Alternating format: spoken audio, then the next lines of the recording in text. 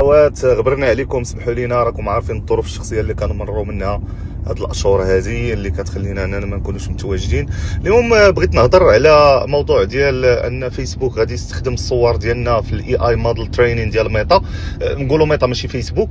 بطبيعه الحال بزاف الناس صيفطوا ليا وقالوا لي في البيرو ان بزاف الناس كيتسائلوا حول مجموعه من الفيديوهات المنتشره بخصوص هذا الصدد، وما اذا كانت حقيقيه او لا فقط من اجل خلق العلاء.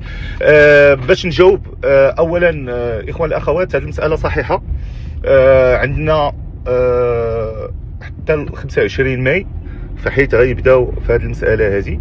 الناس اللي ساكنين في الاتحاد الاوروبي او لا في كاليفورنيا، راه كاين واحد الفورم، انا غادي نخلي لكم الرابط في ستوريج المجاجه، اللي بغى انه ما يدخلش في هاد التجربه هذه اذا صح القول. هذه كنقطه. نقطه ثانيه اللي هي مهمه، الوغ هاد العلع اللي ولكن هاد العلع اللي مديور على هاد النقطه هذه راه تيبان لي انا شويه اوفر. علاش؟ لانه اصلا انت الداتا ديالك عند فيسبوك وهي كدير بها اللي بغات، عند ميتا نقولوا ميتا انت تدير بها اللي بغات. يعني مساله ديال انه التصاور غادي يستخدموهم في الترينين، وتنهضر غير على التصاور لي بوبليك، قال لك التصاور اللي هما فقط يعني بريفي ولا ديرهم غير فور فريندز لي زامي، راه ما غاديش يخدموا عليهم. هادشي اللي قالوا الله اعلم.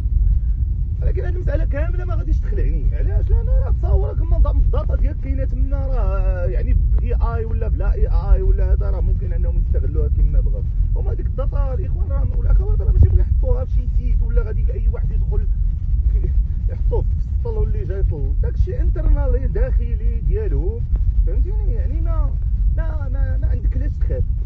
انا كيبان لي هذا الهلع اللي مديور غير